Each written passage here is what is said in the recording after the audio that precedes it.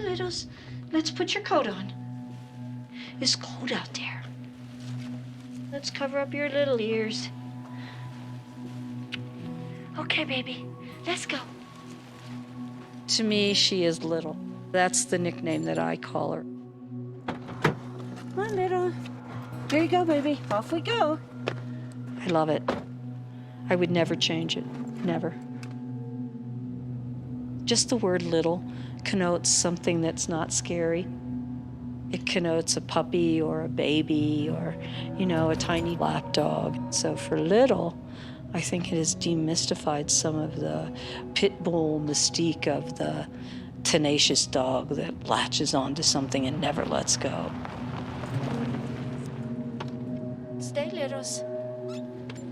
Her body has scars all over it. Most people don't see that, though, especially if she has on one of her coats. They just think she's an old little dog. And for a lot of people, that's as far as I want to take it. You know, there are a lot of people that I wouldn't tell about her history because they might see her and they would have no idea. Sometimes I just don't want her to have that negative attention. I don't know how she survived or why she survived, but she did.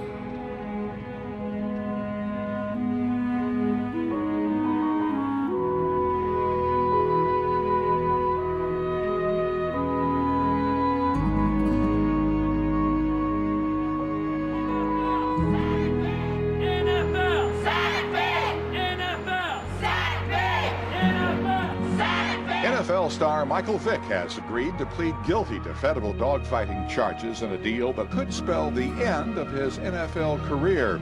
I take full responsibility for my actions. Dogfighting is a terrible thing, and I didn't reject it. Investigators say some of the losing dogs died in the pit or were later put to death by drowning, hanging, or electrocution. In several searches of Vick's property, authorities have recovered more than 50 pit bulls. They've also discovered the graves of 7 pit bulls. Officers found treadmills, whips, chains, injectable drugs, one of the biggest and most elaborate dogfighting compounds they've ever seen. PETA says there's no choice but to destroy 53 of the 66 dogs taken from Michael Vick's home, now in federal custody. These dogs are deadly machines to other animals. They've been programmed to kill. They can't even be housed in the same kennel at the shelter. We have absolutely no doubt that the most humane option for them is to be released from the world that treated them as if they were garbage from the moment they were born.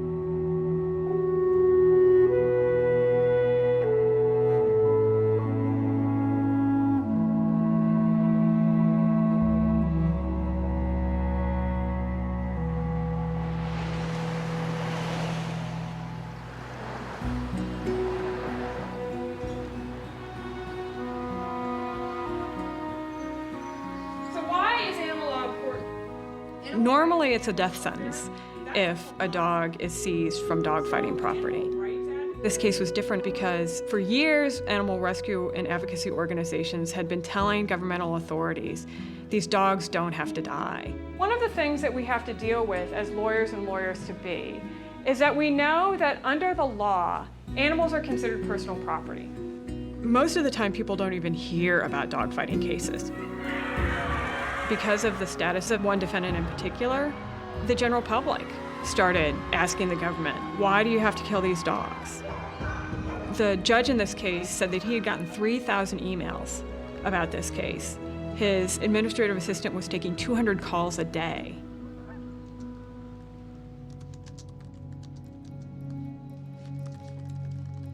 The title I was given by the court was Guardian/Special Master. The federal courts have the ability to appoint a special master to make recommendations to the court.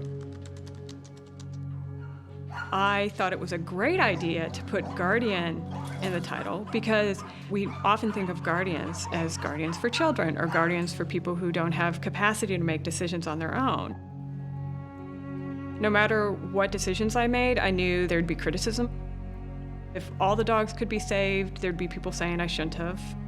If I had to recommend euthanization of any dogs, I know that I would have gotten criticism for that as well. 2 dogs exhibited behavior or we had known history that was of public safety concern. The first dog, Meryl, had shown reactivity to people. The second dog, Lucas, had a known history of being a grand champion fighter. The decision with Meryl and Lucas was whether they would either be euthanized or whether they'd be at Sanctuary for Life. There was a substantial number of dogs ready for a foster care environment. Then there were dogs that would not walk through doors because they would pancake. They'd essentially put themselves as low to the ground as possible. They may have some fear issues, but certainly were dogs that weren't ready to necessarily go out into the wide world right away. Oh, what did my girl doing? The dogs that were dog reactive, I knew might be more likely to be in a sanctuary environment for life.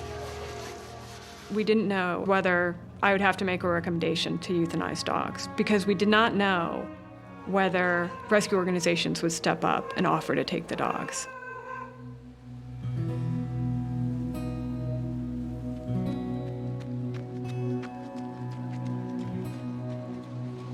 For some rescue organizations, the goal is to bring a dog in, provide the dog the necessary support and training, and get the dog out to an appropriate placement so they can bring another dog in.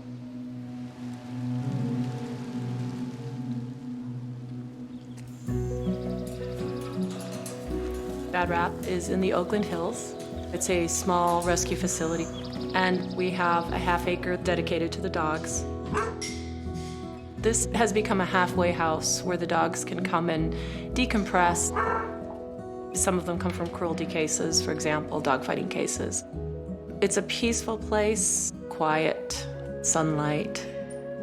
It offers them the opportunity to finally rest. Many of them have never had the opportunity to enjoy being a dog. Our hope was to help people fall in love with the dogs that we were falling in love with.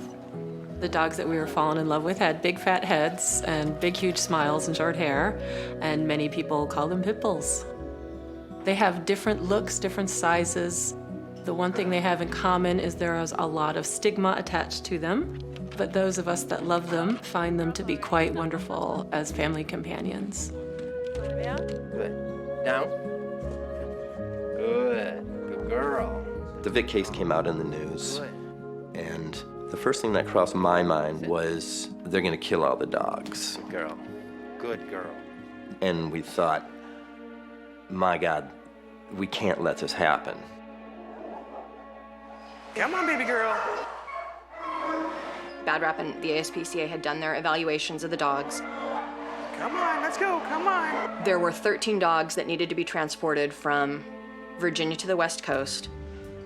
Dogs have always been treated as evidence in these situations, but they're live evidence.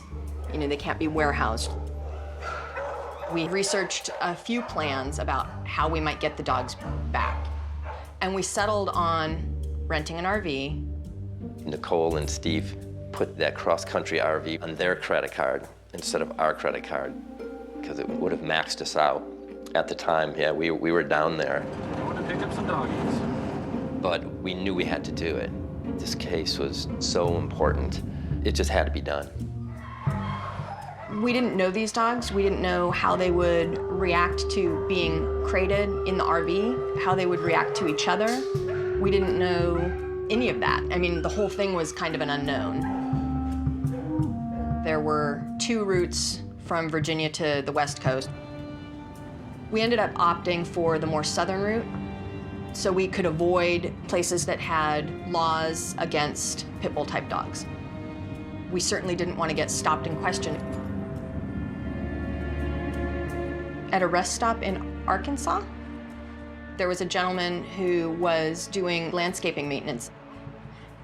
I'd seen him watching us, and he came over and he said, "You really need to get out of here with the dogs. 10 miles down the road, they'll take them from you." So apparently we were close to somewhere that had breed-specific legislation, and pit bull type dogs apparently were restricted in some way or completely illegal. So we finished what we were doing and got back on the road. One of our travelers loves the sun. We were thrilled, but we were exhausted. We were ready to be home. Tim and Donna had prepared their house and made room for all the crates. Each dog got out, got a quick walk, and then into their living room to await the next step. It's just a crazy feeling to think, my God, what are we doing? We have Vick's dogs in our living room, and there are evidence in a federal dogfighting case, and I can't even tell my neighbors what's going on.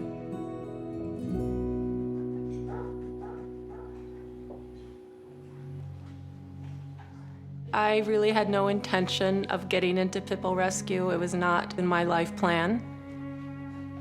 I'm an artist, and I want to make beauty in the world.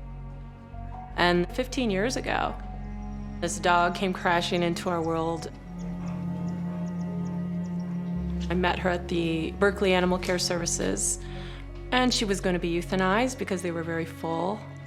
And I took one look at her, and I felt uneasy because I didn't understand this Pitbull mythology. She wagged the tip of her tail very slowly and gave me this sweet, submissive gesture, and I just felt sorry for her. And so I said, we'll try to get her a home. How hard can it be, right? She's beautiful, she's young, there's gotta be some sucker out there. Trying to find her a home was really a trick. What we ended up doing was hearing every myth and misconception that people held about the breed. And I started to get angry. I thought, you know what, this is a lovely animal and you're telling me terrible things about her, and it's not true. As time went on, we recognized there was a huge need for helping people overcome the misconceptions that were condemning dogs like her to death. I fell in love with her. She asked me to step outside of myself and to be more compassionate. I'm gonna tear up because I hate that there was a point in my life when I wasn't compassionate towards these animals. And she asked me to be honest with who she was. And so she changed me. That's a good girl. Okay.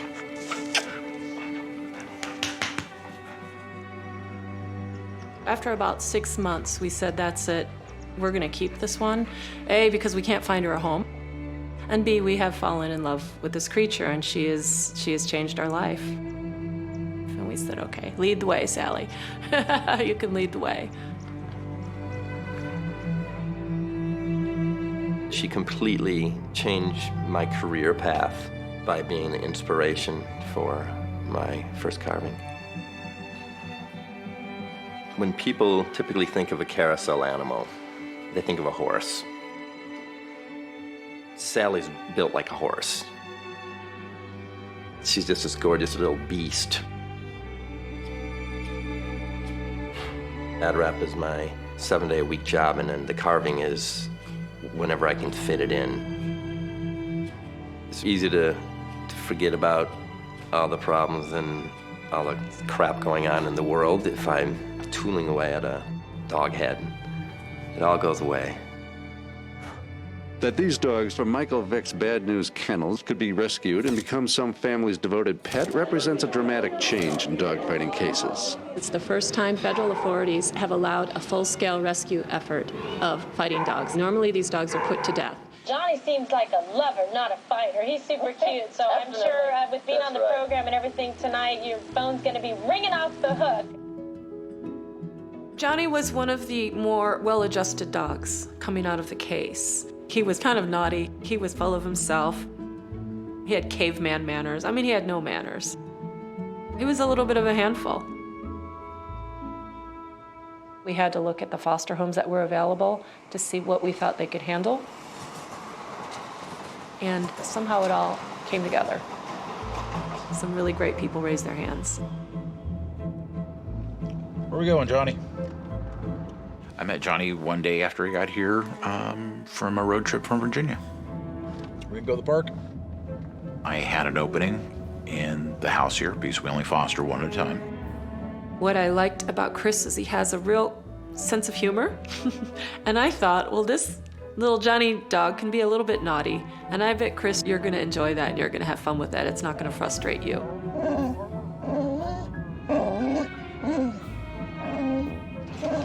Good boy. Give me a kiss. More kiss.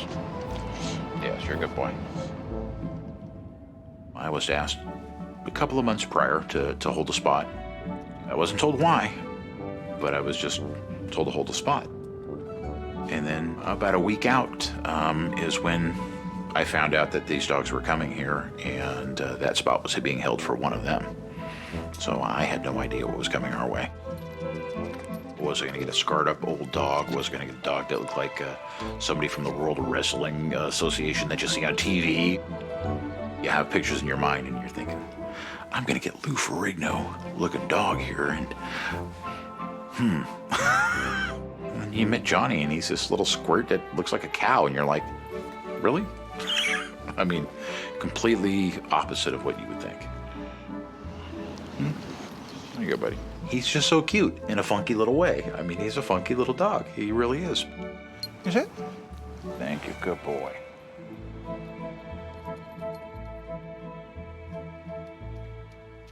Every foster takes a lot of time, and every foster is a challenge. We had no plans on keeping him. We were just going to give him the best possible skills we could to help him along his way. He was a bit scrambled. We don't know what he experienced, but I did know for a fact how much stress he was suffering. You could see it. It was obvious. Running water, of course, sent him scrambling. I have no idea, but maybe he'd never encountered running water. Pots and pans, the garbage truck, stairs. He had his little demons. The first day Johnny and I took a walk, he didn't know whether to go left, right, forward, backward. He just tied me up in the leash. I've been attached to a lot of fosters before, but I let him go because there was always the next one that needed a foster home. It's pretty hard to give all of this of yourself to a little animal and hand him off. I mean, that's pretty tough. It was my time to keep one. And it was Johnny. And he was going to stay. Good boy.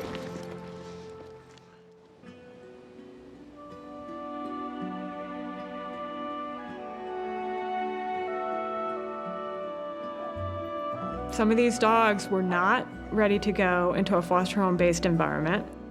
So the day I received the Best Friends application was a great day because I knew I was probably going to be able to make a recommendation that would save all or almost all of these dogs. There's very few organizations in the country that have been established as long as Best Friends Animal Society that have the physical capacity that Best Friends Animal Society has, the support from the public, from an economic standpoint, that Best Friends Animal Society has, and the expertise to take on dogs with special needs. Good boy, Baldy. But even Best Friends had to really put forward a significant amount of effort to take on 22 dogs at once.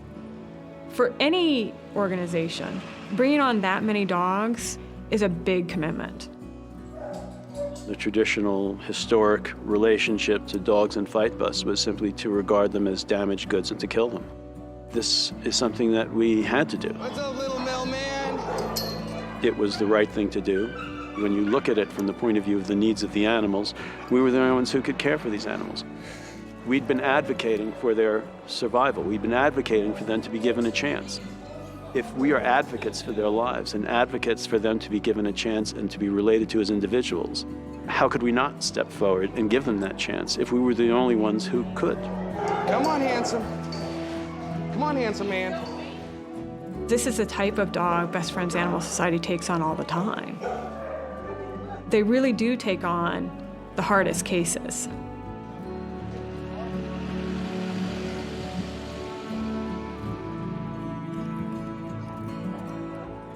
Based on the assessments, Best Friends took the 22 dogs that had the most challenges.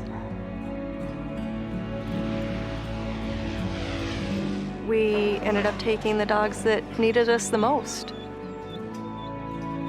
When the dogs first arrived, it was a little chaotic. Probably half of them were just very shut down, very nervous about everything. They were unsure about us.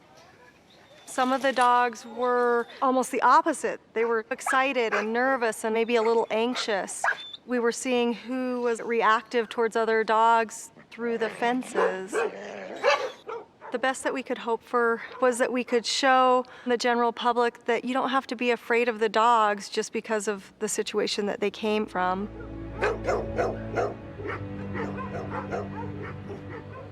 Best Friends is a national animal welfare organization. No kill has always been our mission and our call to end shelter killing. So a sanctuary, as we see it, is intended for animals that are not immediately available or ready for adoption, so that might need some help or rehabilitation. The animals that come to Best Friends, if needed, can stay here and have a quality life for their entire lives. But really, our intention is to find them good homes. We started the sanctuary in 1984. There were about 20 founders. We were looking for a way of life that was meaningful. And kindness to animals was a fundamental component of where we were coming from. We had been doing animal rescue over the years, and it was always our dream to have a sanctuary. So I always had my eye out for somewhere that we might be able to do what we wanted to do. So I was traveling through this area. Driving up the canyon here, I was absolutely blown away. It's one of these locations where you kind of have the sense of the creation of the planet. And the place has that level of primalness to it. It's so monumental, the landscape is so spectacular, that just puts you in perspective on who and what we are, how integrated we are with it all, but how infinitesimally small we are. When we started, it was just a few of us out here, shoveling sand, literally. I think we always had this idea that we were going to change the world. We certainly felt that the world needed changing. Whether or not we were going to change it or not, I don't know. We don't know what each of the dogs went through at Michael Vick's compound. When Cherry first arrived, he was really scared.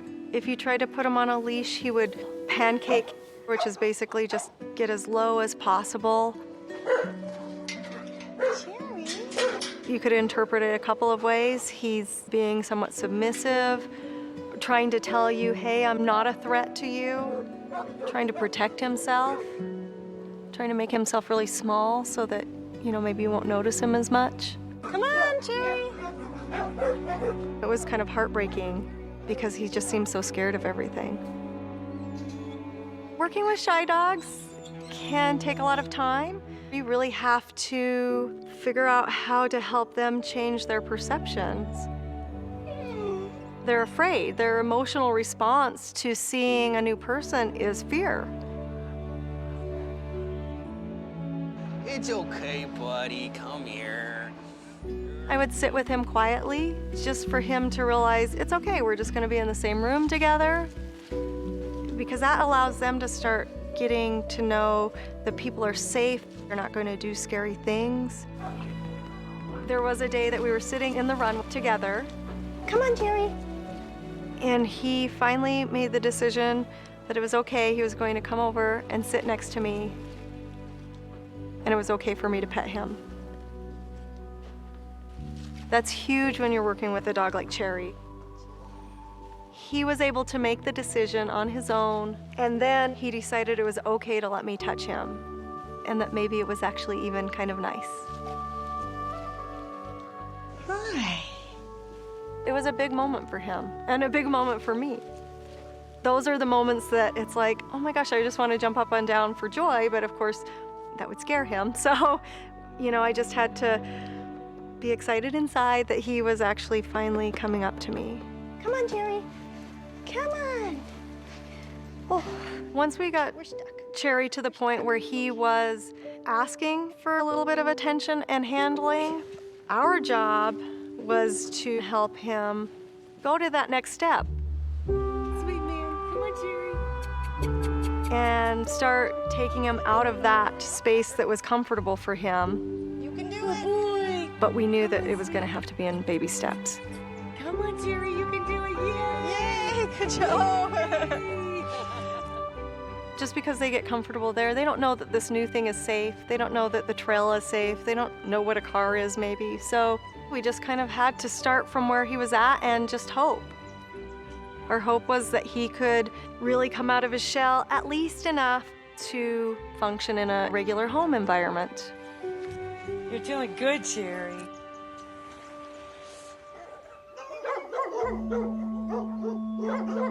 We knew that we would essentially be responsible for these dogs for the rest of their lives. But at the same time, we wanted animals to be given that second chance when coming from a fighting background. And the only way to do that is to lead by example. We weren't really sure how long we would be taking care of some of these guys or how long it would take to get them into homes. Good girl. Personally, I always try to look at the positive aspects of things, but there is that lingering kind of doubt in the back of your head of, you know, is this possible? Good girl, Mama.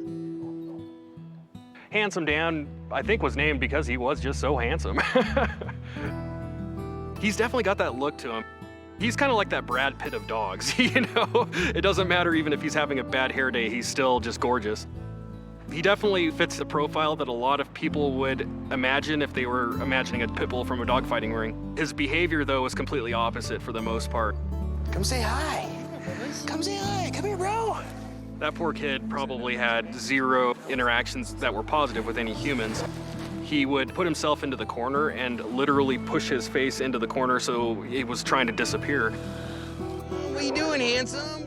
There's that old school misconception of the dog will do what I tell him to do because they're a dog and I'm a human. Simply doesn't work that way. They have to trust us and we have to trust them. Hey, buddy. In the beginning, he wouldn't come near me, he wouldn't look at me, he wouldn't do anything.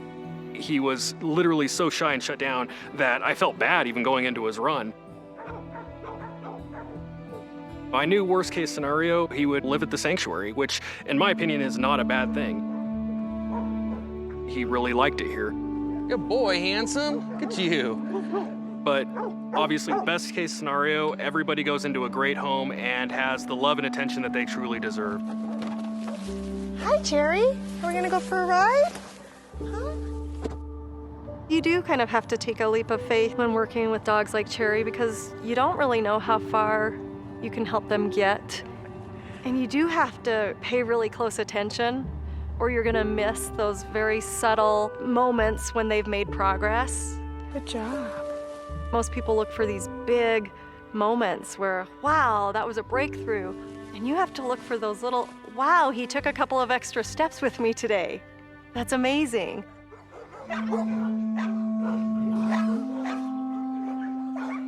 As we were getting to know the Michael Vick dogs, we were noticing that a lot of the dogs seemed really interested in the other dogs. And we find that a lot with shy dogs. They gravitate to other dogs. They don't really gravitate to people.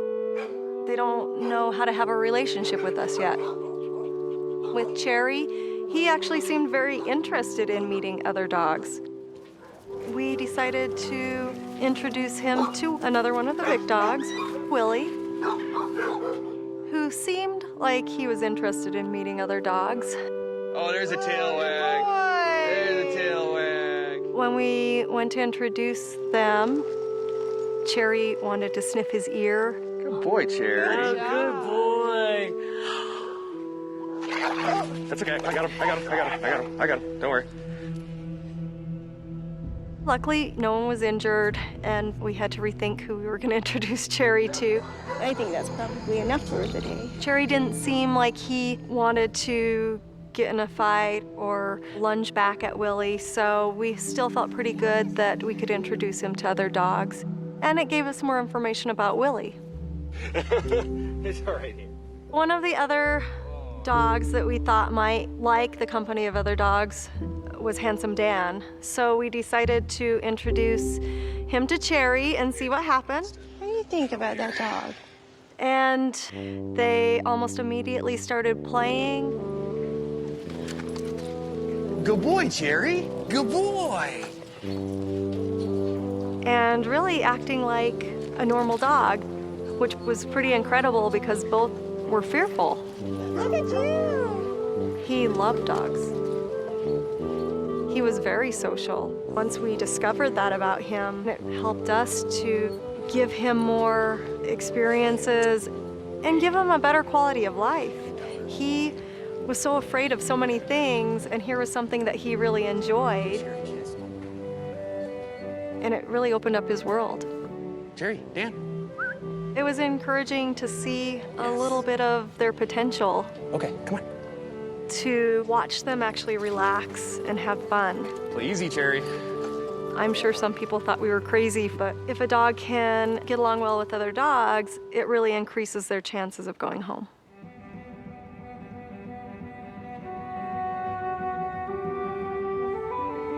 I think everybody has their favorite breed, but I think so many people love the fatheads because they're just this wonderful blend of the active working dog and the couch potato.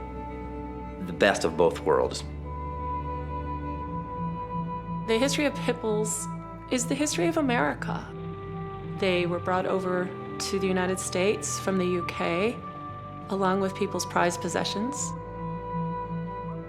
They showed up frequently in advertising. The earliest advertisements included illustrations of pit bulls. They showed up in Hollywood. Canine Society is all agog and a twitter this afternoon as Major Kerr of the Doggy Curs entertains at tea. The famous example being Little Rascals and Our Gang. In the early 1900s, they were considered the family dog. They were the dogs that were very friendly and would protect children and kept around as family dogs. The dogs that were looked at as the bad dogs through the years changed. In the mid-1900s, we had the German Shepherd, but the German Shepherd went through a complete rehabilitation of image when Rin Tin Tin became a hero dog. Then it became the Doberman. In spite of everything to dislodge him, he'll hang on like grim death. Then it changed to the Rottweiler. Then it became the Pit Bull. When pit bulls bite, they bite, and they bite, and they continue to bite. Part macho status symbol, part bodyguard, part weapon. When you're walking with a pit bull, you know, you're like a king. Everybody gonna move out your way. The media jumped on this pit bull thing, and unfortunately it's kind of stuck. So they're looked at as the bad dog of the day. Obviously, many people embrace these dogs as family companions. There are also many people who have exploited them, hurt them, abused them. As long as the dogs are matched equal weight, I can't see where there's anything cruel about it. Will this dog fight one day? Probably will, yeah. Mm-hmm. Some of the dog fighters want to say, oh, they love it. Well, they've been manipulated into this. If you don't cut it as a fighting dog, then they'll kill you. So it's a no-win situation. Come on. In the last 150 years, dog fighters have been trying to undo tens of thousands of years of Mother Nature saying, no, these dogs are pack animals that cooperate. They'd rather do something different. They'd rather chase a frisbee. They'd rather go for a walk or swim than do what dog fighters made them do.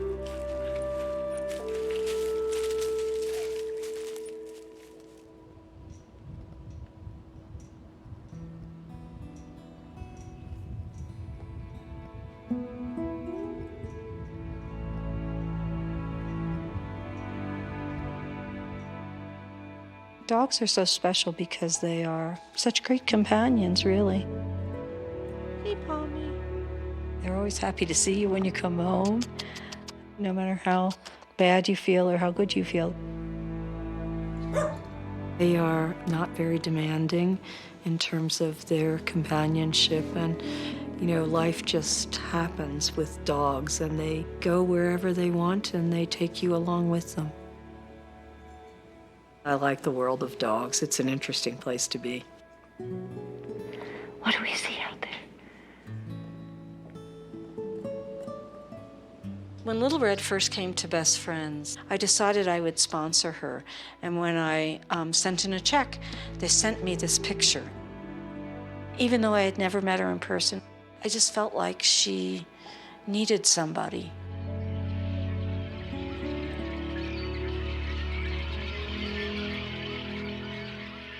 Little Red came with a trainer from Best Friends, and the trainer stayed with us for 3 days. And on the last day, she left and drove away. Little Red looked down the road and I think for the first time understood that her trainer was not coming back. She spent over 3 years in sanctuary, and she had people who loved her and animals who provided her with comfort and play, and I think she liked her life there.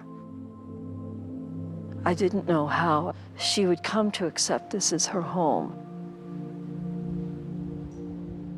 Little would be too nervous to come inside the house. She just couldn't make the walk up the steps and across the threshold. I would have to carry her into the house. There she goes. She didn't have a problem going out. She had a problem coming in.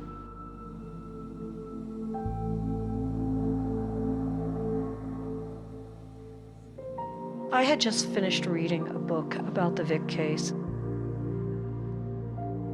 And one of the things that struck me was the way that the out sheds were set up. This building was painted black and all the windows were blacked out. There was a set of steps that led up, and that's where the fighting pit was. So I think that going up any steps and crossing a strange threshold was for Little a reminder of being thrown into the pit. Every day I would wonder, what should I do? And at the end of the day, I would always think to myself, you should do nothing and just give her more time. There you go, good girl. I have a vet who does acupuncture, and she comes to your house to do it. Oh, that feels good, doesn't it? Little would sleep curled up in a tight ball. She would fold in on herself as tight as she could get. And you could just tell she carried a lot of stress in her body. As the treatment went on, Little started to unwind. She was literally unspooling herself. She actually seemed to lengthen. It was, I think, the first time that she had ever really fully been able to relax in my home.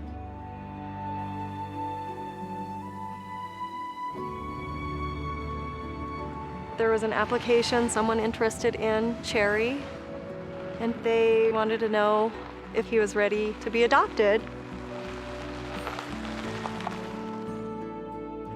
So Paul and Melissa came out for a visit. They brought their dog, Madison. Hi, Cherry. You just have to, at some point, accept that this is where we're at, and this is who you are, and that's okay. Hi, bud. How you doing? And then from there, you really have to look for that home that is also going to accept them for who they are. When we first got there, I ended up going in first to meet Cherry. Here you go, buddy. He was completely shut down, didn't want anything to do with me. You're such a handsome little guy.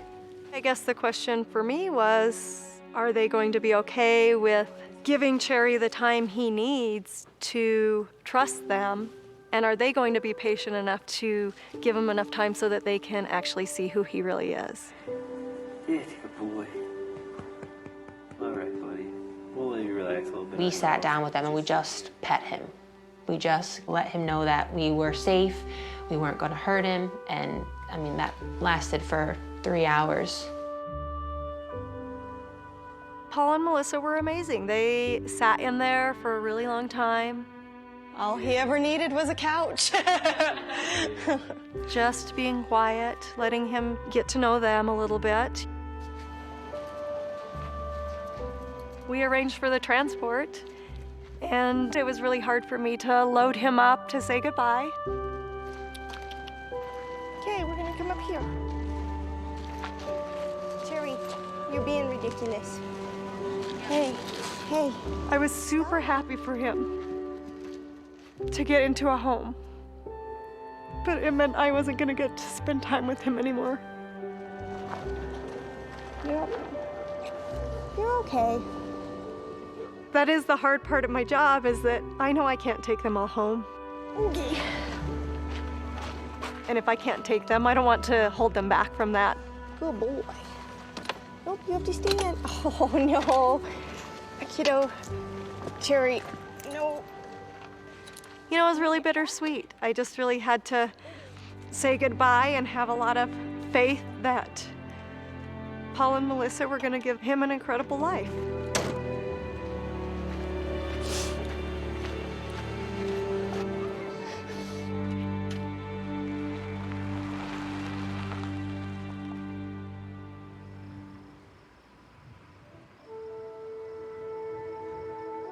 The bill will be heard in the House Health Committee. We have leadership both in the Senate and in the Speaker on the House side.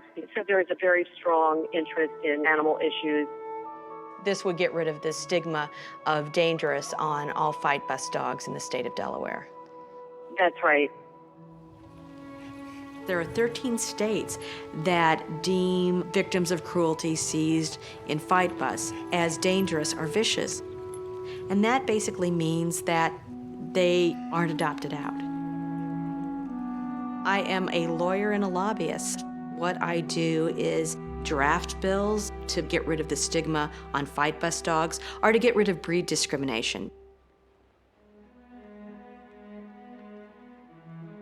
Breed discriminatory laws and ordinances really started taking hold in the 80s. Across the country, 50 communities in 14 states have attempted to ban pit bulls or enact vicious dog laws. Since 1982, at least a dozen people, including 7 children, have been killed by pit bulls. In the 250 some odd fatal dog attacks from 2000 to 2009, breed could only be determined in 17% of the cases. Most of the dogs were isolated, they were abused or neglected, some were starving. A lot is in control of the owner. Breed discrimination actually is panic policy making. Some officials will decide that all the dogs of this breed are evil and they need to be exterminated. And so they will round them up and kill them.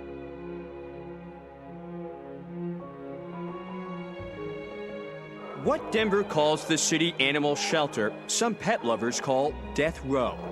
Denver first banned pit bulls in 1989, making Denver, along with Cincinnati and Miami, one of 3 major cities to prohibit the breed. There are some bad dogs of any breed, but there are a lot of wonderful dogs of every breed that can be wonderful pets. There's so much breed discrimination in the United States right now, and in America, every responsible citizen should be allowed to own and love any breed of dog they choose. It's that simple.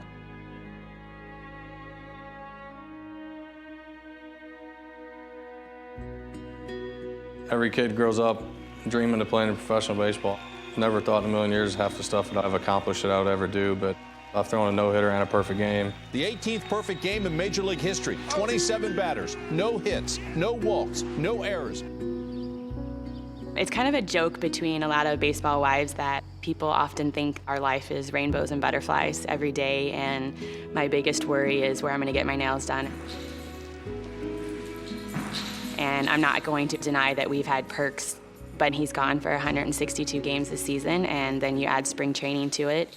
It's very lonely and very hard. We have 3 Vizslas and 1 Pitbull.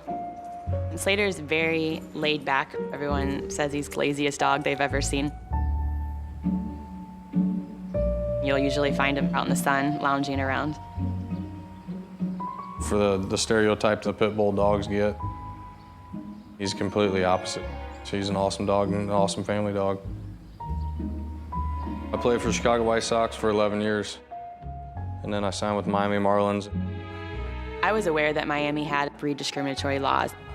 It wasn't an option to do anything but find a place that we could all go. We were able to live, luckily, outside of Miami-Dade. It was about a 40-minute commute. We found a town that allowed Slater to be there, then it was an easy decision.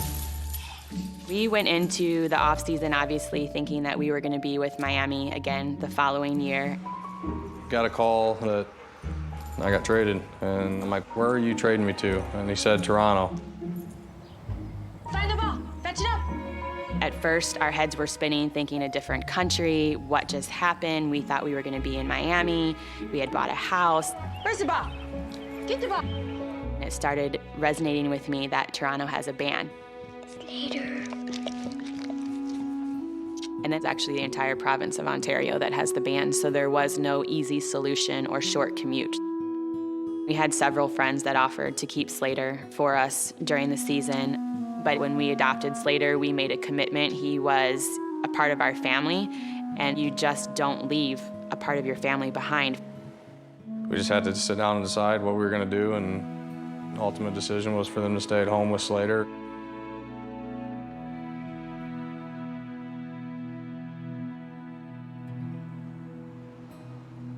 We try to go not more than 2 weeks, whether they come up here to Toronto or her and the kids fly to a city on the road, wherever we're going to be at.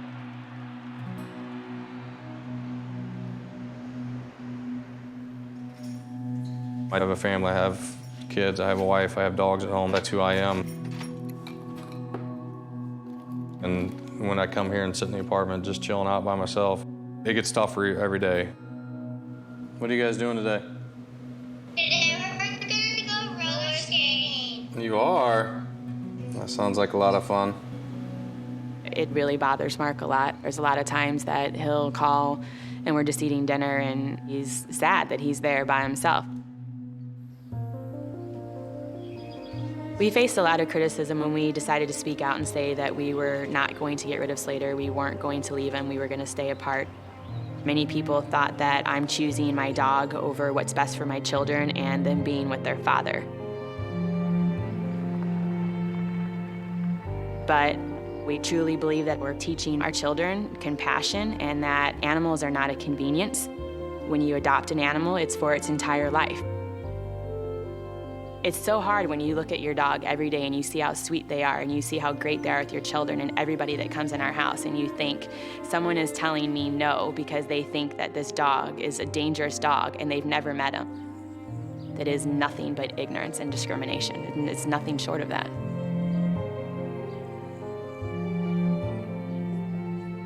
Suspended NFL star Michael Vick is out of prison. The former quarterback for the Atlanta Falcons was let out of Leavenworth before dawn Wednesday to begin home confinement in Virginia. Commissioner Roger Goodell suspended Vick indefinitely back in August of 2007, but he said he would review Vick's status once the prison sentence was complete. You're listening to Richard Hunter. We're talking about the Michael Vick case. Michael Vick has been conditionally reinstated by NFL Commissioner Roger Goodell. I don't like being lied to like anybody else, but we have to go forward. We have to move forward. The former Atlanta Falcons quarterback can immediately take part in preseason practices, workouts, and meetings if he can find a team that will sign him. What I like best about my work is talking to people. I like communicating with them, and I like being able to share my perspective and information that I've gathered. I covered the Michael Vick story on my radio show for the better part of 2 years.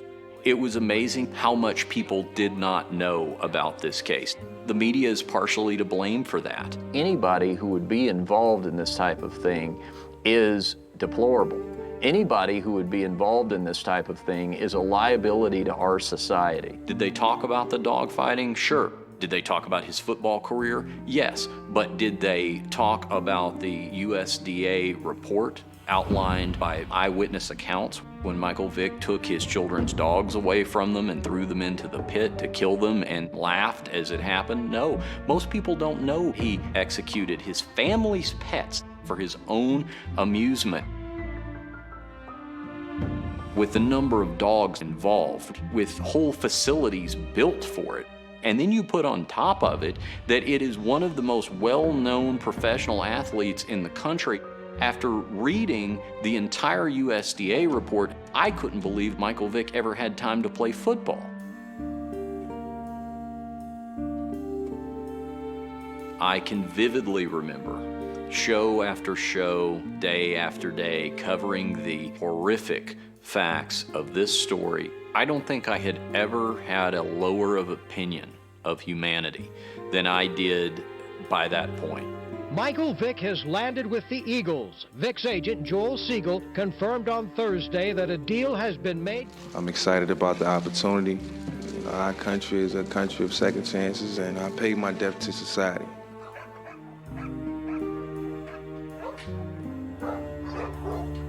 As I covered the story, I began to wonder what had happened to the dogs. I had Michelle Besman from Best Friends on my radio show to give an update on how the dogs were doing. And at the end of the interview, off the air, I said, I would like to be considered if any of these dogs ever do come available for adoption. Come on now. A number of months later, they contacted me and they said, we think we have the first few dogs potentially available for adoption.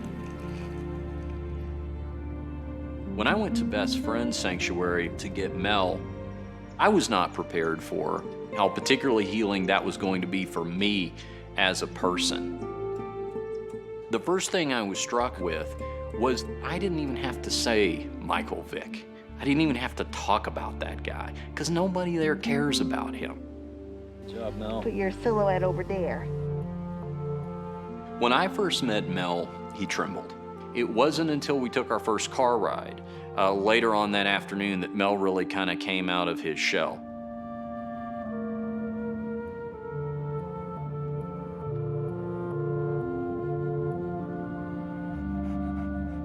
Mel loves car rides.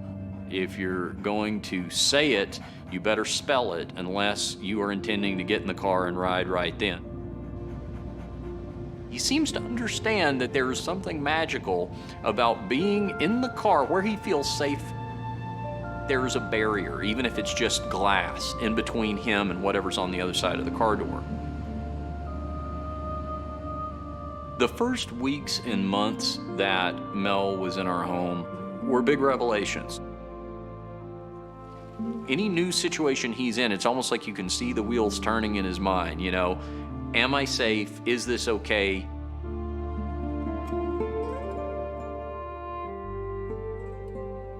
I've never heard Mel bark. The only way that I know Mel can speak is sometimes when he's sleeping next to me, he will dream and make some noises in his sleep. That's the only time he's ever made a noise. Otherwise, he's completely silent. Good boy, Mel.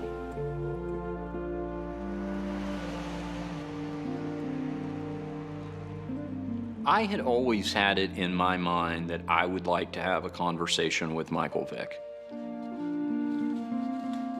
A couple of years ago, I was living in Dallas, and it came to my attention that he was going to be making a series of public appearances. I had so much in my mind that was not said by the rest of the media that I work in. I went to the location where he was presented a key to the city of Dallas. I would like to personally present to Michael Vick the key to the city of Dallas. I had been given permission by the organizers to be there as an invited member of the media. They said, stand right here. He's going to exit the stage. He will walk by. That is your opportunity to ask him to speak with you. Hey, Mike, Richard Hunter, 1190 AM radio. Two questions. He saw the newspaper article from the LA Times that I was holding up, picture of Mel, the headline, understanding that I was one of the people that had adopted one of his dogs. He looked me in the eye, and in that candid moment, he was completely unprepared for the fact that we would be coming eye to eye. Nothing there. Two questions, Mike? Nothing, man. What times I want to tell you? I'll ask you one more time. Fuck out my face. He continued to walk right by me. You said you're worried about the dogs, Mike. Now's your chance to talk. We don't care about the dogs. A key to the city of Dallas says that we're trusting you with the security of the city. It's a symbolic honor. I responded to the city council that it was going to cost a fortune now to go around and have all the locks changed because one of the members of the Dallas City Council had given our house key to a convicted felon. The man who confronted Michael Vick after Vick got a key to the city of Dallas was given his own special key. Richard Hunter was honored over the weekend with the Eastlake Pet Orphanage's John LaBella Award. One fellow council person, Angela Hunt, spoke out publicly about it, and much to her credit, couple of weeks later, surprised Mel with his own figurative key to the city of Dallas that was a giant dog biscuit baked into the shape of a key. We've spent a lot of time asking ourselves over and over again, what the hell is wrong with people? And tonight, you guys have given us a chance to see what's right about people. I really appreciate this. Thank you.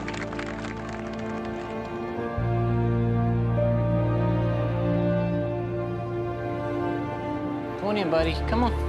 Come on, Mel. Good boy. Good boy, come on. People say to me, do you hate Michael Vick? Is this just a vendetta?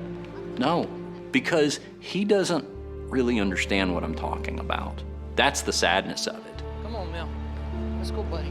The people I'm really talking to are everybody else around him, the society that's around him. So the NFL is a business, and I can guarantee you that if the public made a big enough stake with their dollars, the outcome with Vick playing would have been a whole lot different. The problem is that there's still a demand to consume the Michael Vick product from the fan. There's often times where I say on this show, you know, athletes should get a second chance, but I guess without knowing whether he's been rehabbed. You know what I mean? Yeah, it kind of concerns me. And I think because people get so caught up in the sports fandom, they think that somehow he's entitled to go back and reclaim that NFL career. Vick is back with footwear manufacturer Nike more than 2 years after Nike cut its ties to Vick due to his involvement with a dogfighting ring.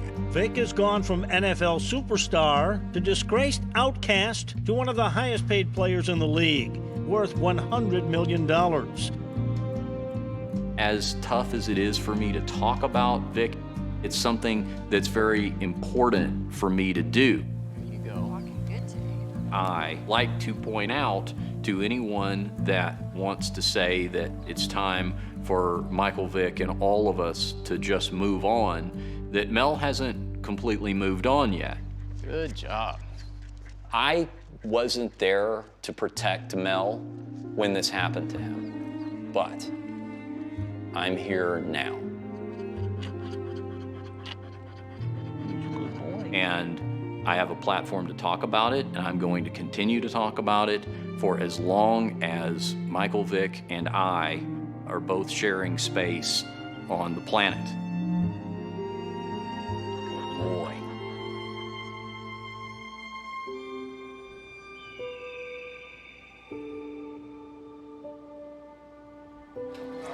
Hello. Hi. We never thought twice about taking a dog from a fighting situation. Good to finally meet you. We had a lot of experience at the time working with dogs from tough backgrounds. And the amount of experience that we had being around fearful dogs, we really hadn't experienced anything to that degree. Hi, baby. Handsome Dan was just so scared. He didn't need to trust us, you know, and he was trying. That was pretty amazing, given how shut down and fearful he was. I was definitely surprised to see how quickly he warmed up to Heather and Mark. He's a really good dog. It's just a really gratifying feeling to see him say, hey, you know, these people are cool and I want to be part of your family. We tend to sometimes think that once an animal gets placed into a home that it's happily ever after. In reality, it's just another section of his life, and there's going to be a lot of hurdles. I miss you, Dan. It is just the start to another adventure. When Dan first arrived, he had never been in a home before. That was a steep learning curve for him. He had to be carried downstairs. He had to be carried from room to room. But that very quickly progressed to feeling safe in certain rooms of the home. You know, a lot of stress for him, and a fearful dog will stay fearful if never challenged. So he did find the spaces that he'd try to isolate, and we would kind of close off those rooms and just gently start to have him integrate with the family. In the house, there was a lot of things that he had to get used to. He was afraid of regular noises that you never think, why is he afraid of a dishwasher running? Stupid us. He's afraid of it because he's never heard it before. So it's terrifying to him to hear sounds that he never heard.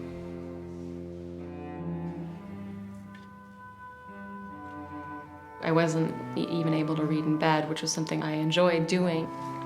I would place him up in the bed and he would get cozied in for the night, but even the turning of newspaper pages would just terrify him. There were times when I wondered, was pushing him going to do more harm than good? And are we going to have the strength and the forethought to just say, okay, we've pushed him far enough and here's where he's going to be and we'll just keep him happy in that place.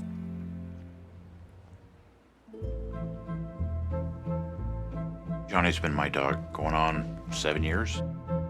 He's a stellar little dog. He really is. He doesn't have bad days. Johnny, come. Pitbulls are definitely clowns in little dog suits. Are you ready? Go get it. Go bring that Kong. Go on, go find your Kong. They have a zest for life. They enjoy fun and antics. They are very animated dogs.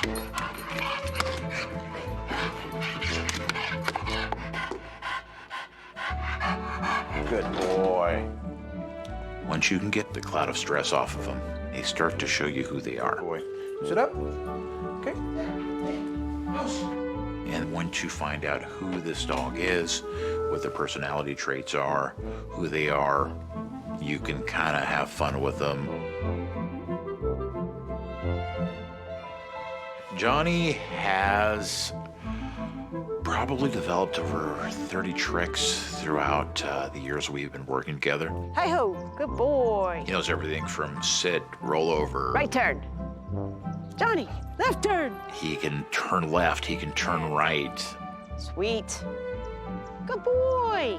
If Johnny read and wrote English, his head would be triple the size of what it is now. Who is this, Donna? This is Johnny Justice. Johnny Justice, I have such a crush on. He's been on the cover of books and magazines. Guns made a copy of Johnny that you could actually buy in the stores. I still find it humbling. I mean, we're just regular folks with a dog and crazy little background.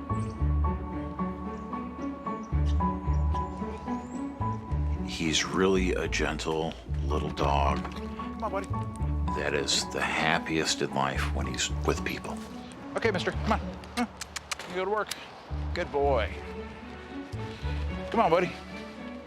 Johnny is a therapy dog. The Family House is an organization that works in conjunction with the Children's Hospital. And if you are outside of the area and your child needs treatment, they put the families up for free. Give them a place to stay. So we go in there and just kind of visit, have fun. Oh, hey guys, how are you?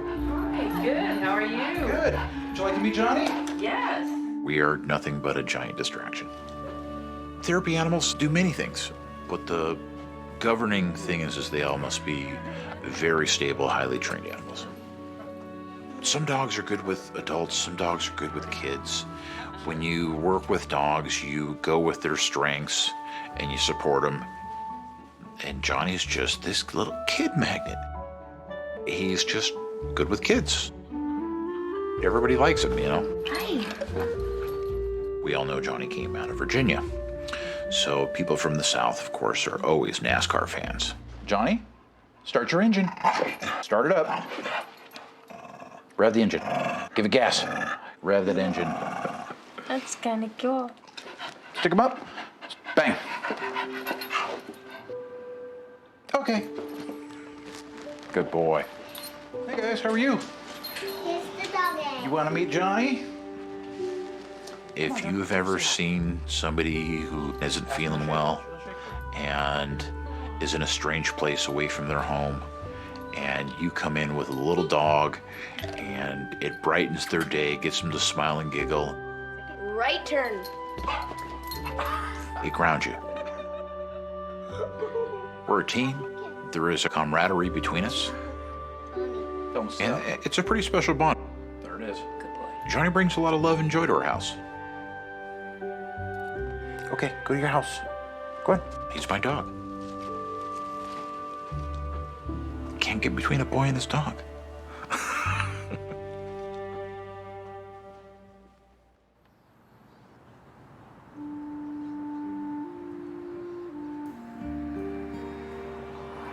Today, 9,000 animals are dying in shelters every day.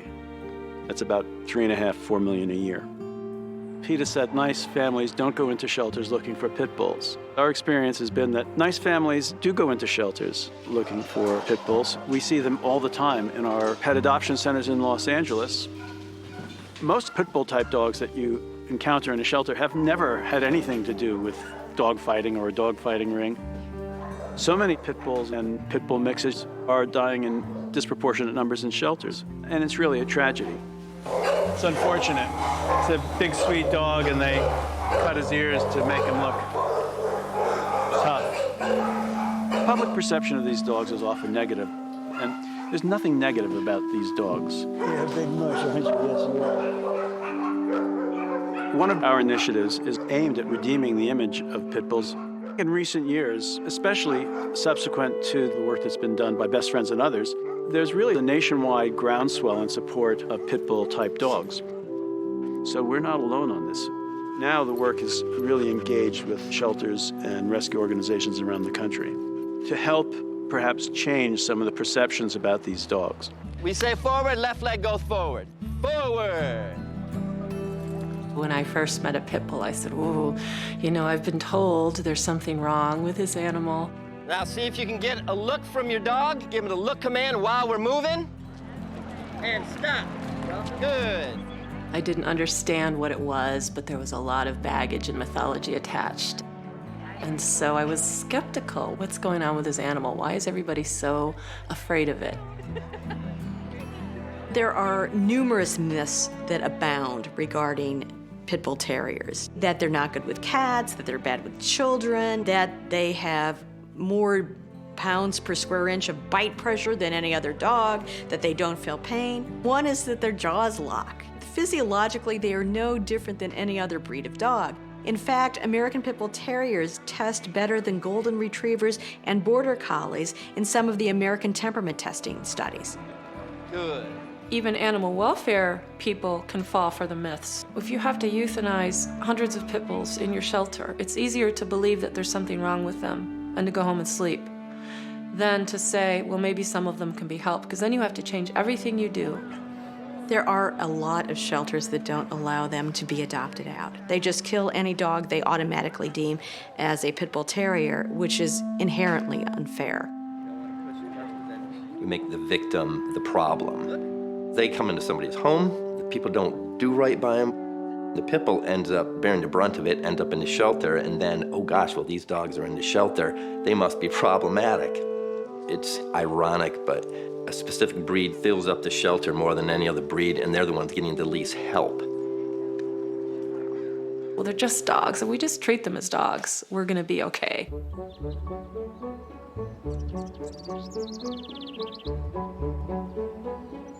You good boy, bud. We always thought it was gonna be a lifelong journey for Cherry, but we also didn't think he would come this far. You're a good boy. He really feels our house is his safe place. He loves to go out in the backyard and sun himself. He loves to run around, hop around, chase Madison around the backyard. He kind of enjoys just being a normal dog back there, I guess. When we first adopted Walker, he was a kitten, and he spent probably the first 3 weeks here soaking wet because Cherry just cleaned him all the time. He was just so happy to have this little kitten in his life. And it really, for whatever reason, boosted his confidence. It really brought him out of his shell even more. It's almost like he adopted Walker. He brought him in and kind of showed him the ropes a little bit, you know? We had a baby 18 months ago. Look. Yay! His name is Novelino. That's a cherry. Good boy. Good job. Good job. We missed. Cherry constantly licks him, his face, his hands, his feet. Pig. There's a cow. And that started from when we first brought Novi home. Cow go. Car says beep beep. Beep beep beep beep beep. It's just been wonderful to watch them just having a great time playing with each other. Just like any other dog, we take precautions as parents to ensure that everybody is safe, not just the baby, but the dogs too. Babies like to grab and pull, so we're always right there to ensure safety on all accounts. Prior to Novi, we do not feed our dogs from the table or give them table scraps. This is where Novi, I think, is a bad influence on the dogs. And vice versa. You think this is funny, huh? Through Novi, the dogs have learned that he can be a good source of handouts of free food. And Novi also learned that, hey, it's fun to feed these guys. They'll throw food down. When he gets tired of something, he likes to feed the dogs. Are you all done? When they hear all done, they come running. It's like a call for them that, hey, here comes the food, let's get there. And they come sprinting as fast as they can so they have first dibs on the good stuff. Most of the time, Cherry is normal. And that was really all we wanted for him. We wanted him to be comfortable in his house, wanted him to greet people at the door. We wanted him to run around the backyard. The dogs are given a second chance. All of the dogs, not just Cherry, have taken this opportunity to really show the world that why shouldn't we have the chance? We're no different than any other dog. And Cherry has really become this heartbeat of our family. He's just such an amazing soul. He's just the easiest going guy who just wants to be loved, and he didn't want anything bad to come out of him. It breaks my heart to think that somebody would hurt him because he's so innocent and he's such a great dog. I just can't imagine our family without him. There's so many days where you come home from a long day at work and he's there greeting you with a big smile. You just start thinking to yourself what he went through, and he can put a smile on his face, and it's, you know, it just makes, it makes your bad day just melt away. It's kind of hard to even compare. A duck, that's right. Good job. He has had a dramatic impact on our lives. It's just been an amazing experience with him.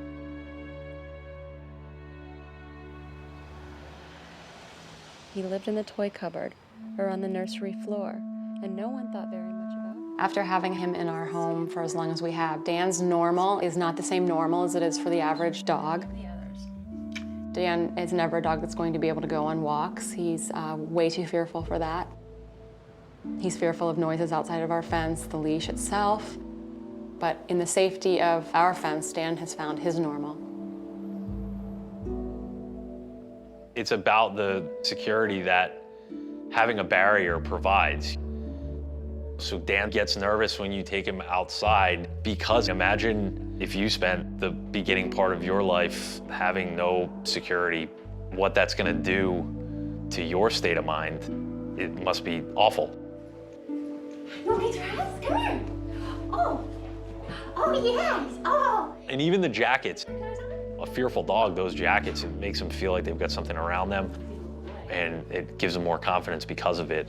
Get the rest of your stuff? People may think, oh, that's silly, you're putting clothes on your dog, but it's like a baby that needs to be swaddled. They want that security. How about this hat? That's fancy. Oh yeah, that one. Is Dan gonna help dress the baby? Yeah. Ask him if that's the right one. Is that the right one? Dan is scared of lots of things. But if Josephine does those things, he's not afraid of them. It's kind of that buffer that he needs. Heather babies Dan quite a bit. He's also got his very own special, what she calls the Pope Mobile, which, like, really, we're gonna buy this weird contraption that has 3 wheels. It's basically like a stroller for a dog. But it allows us to go places with Dan. Once you get beyond the fact that it looks a little silly, he loves it, you know? He can be in it, and he's in an enclosed environment, so he's happy. He can go for a walk in the Pope Mobile. The Pope Mobile. It takes time and patience, you know, and a lot of love, and that's, I feel like, what Dan's got here, but he's given us so much more back that it's been worth every second of it. Come on, Bob. Yeah. There you go. The Peninsula is a little place at a park near our house that I've been working on with Dan for a few years. It's a small wooded trail with water on either side.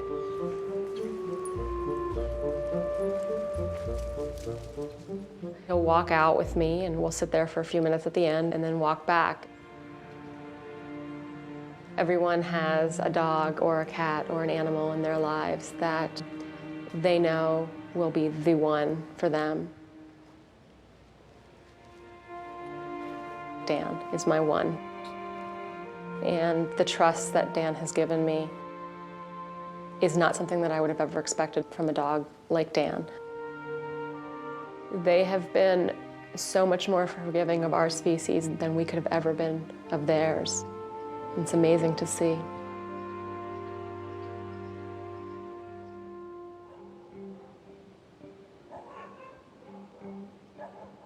Not all the dogs rescued from Michael Vick are in adoptive homes. 7 of the dogs are still here at the sanctuary. We're talking about 22 dogs from a very specific and particular and extraordinary situation. But they are individuals, and they should be treated as individuals.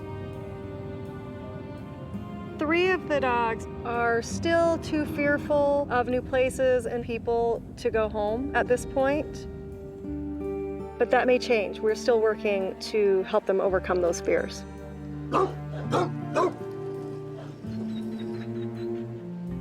Some dogs of that group are very dog aggressive. They're in special care here, and it's unlikely that they're ever going to be adoptable. Both Tug and Willie don't like other dogs. They can't really interact with them. Dogs really know the difference between other dogs and people. A dog can have a great relationship with a person and not enjoy the company of other dogs. Willie not only doesn't want to interact with other dogs, Come here, sweetie. but he tends to be really selective about the people he wants to be around. He seems to do best when we limit how many people interact with him. Good boy. We knew that we weren't going to be able to totally transform all of them. They will have good lives, and they're enriched by caregivers and by animals here at the sanctuary. You want your ball? Is that a yes? Denzel has been through a lot of trauma in his life. And sometimes it's hard for him to trust people. But when he finally breaks through that barrier of trust and likes a person, it's for life. I love you, Denzel. You're the best dog in the world.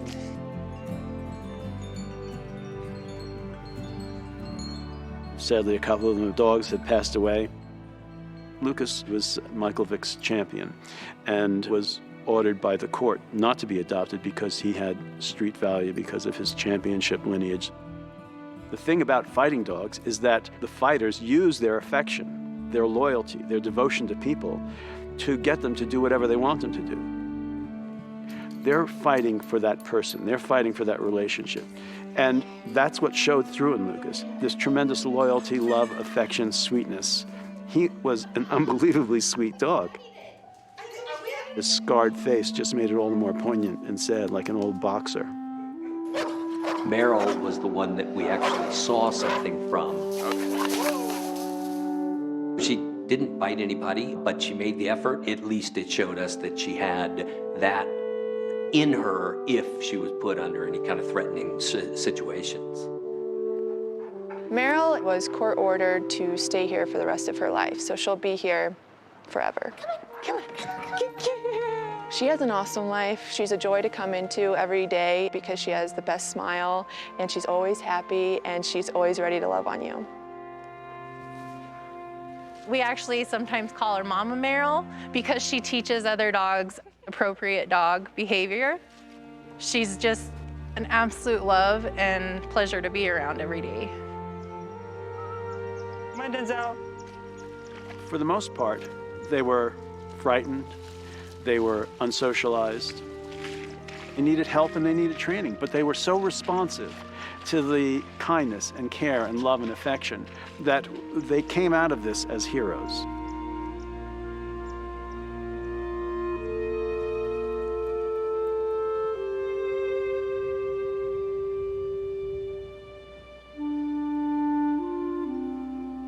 Yeah. Oh, I know. I know. I've had Little for 2.5 years now. Little enjoys her life very much. She has a companion in Jules, another pit bull that I adopted. They love to play. Little is shy, and she's nervous about people until she understands that they won't hurt her. Jules thinks no one will ever hurt her. She is just a sunny, sunny dog, and it's been really good for Little. It's helped Little to be more unguarded with her affection. Little has overcome so many of her fears. Come on, littles. Let's go, babies. She was terrified to walk through the door. Now she does it effortlessly. Let's go in. She knows that she's not going somewhere where she will be hurt. It's a safe place. The common kind of parlance of people who talk about fight dogs is, well, you can never really rehabilitate them. Yeah, you're just shining. You're just shining. Mwah. She did not have to be rehabilitated. She needed to recover. Yeah, my sweet pea. My little sweet pea. The Michael Vick dogs changed forever the way people regard dogs taken from fight rings. Now, rather than it being standard procedure for these animals simply to be killed, these dogs really broke ground. And really, they are the champions of this whole story. Their legacy is that animals are individuals, dogs are individuals. These dogs should be treated as individuals and given a chance. It would have been nice if it never happened, but it did happen. What are you doing, sweetheart? And these dogs have been such tremendous ambassadors for their breed. We've been talking with John Garcia. He's an amazing dog trainer from Best Friends Animal Society. A few years after this case, there was a large multi-state dog bust. 8 states, 29 crime scenes. Unlike previous busts, because of what happened in the Michael Vick case, not all of them, but some of them were able to go out to rescue organizations. In April 2008, the Humane Society of the United States changed their policies on the treatment of dogs on fighting property. Now, the Humane Society of the United States is a rescue partner of ours. Sit. Good girl. They just delivered 7 dogs from a huge dog fighting case, which was wonderful. PETA to this day is staying the course. They still believe all those dogs should have been destroyed and all future ones should be destroyed. They've been programmed to kill other animals, period.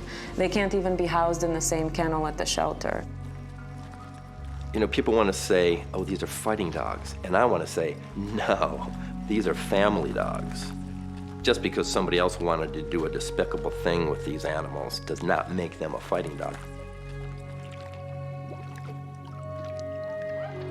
And when you give them food, water, right, shelter, basic training like any dog should have, then there you got a family dog.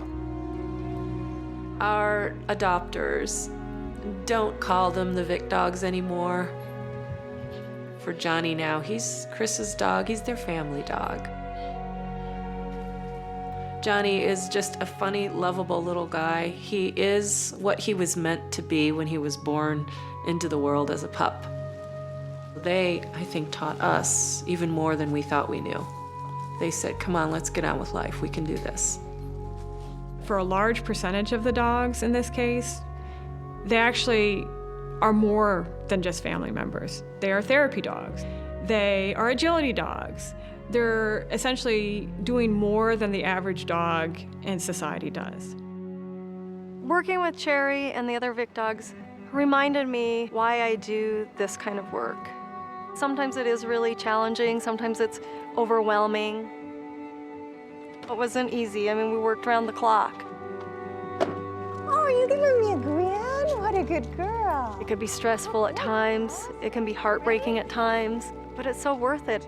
It matters to that dog, and it matters to other dogs. I didn't realize how big of an impact it would be on so many people and other animals. When we started the sanctuary, our vision of things, our aspiration, our North Star was kindness, kindness to animals, kindness to each other. There's an artificial distance put between ourselves and the animals. We pride ourselves and give ourselves a special place because we make all of these things and we talk and we write and all that sort of stuff. But when you get to know the animals, you see the richness of their lives, the depth of their feeling and their intelligence, the grounding that they provide for us, the link that they give us to nature. It's not that they are distant at all. These are our brother and sister creatures. The lives of all of these animals have intrinsic value. They're not ours to dispose of or to discard. There is no small life or insignificant life that doesn't matter. If Best Friends stands for anything, it's a testament to following that dream and doing what you know to be the right thing to do. You know, you may not change the world, but you certainly have a good time trying.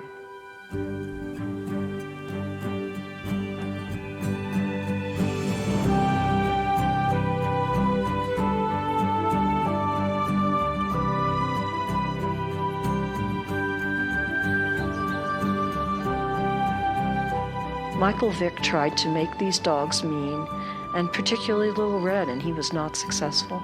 She's never been a mean dog. She's a dog who was traumatized. There's nothing in the world that she did to deserve the cruel treatment she had. I've seen the adjustments she's made, and it's taken her time, but she deserved that time.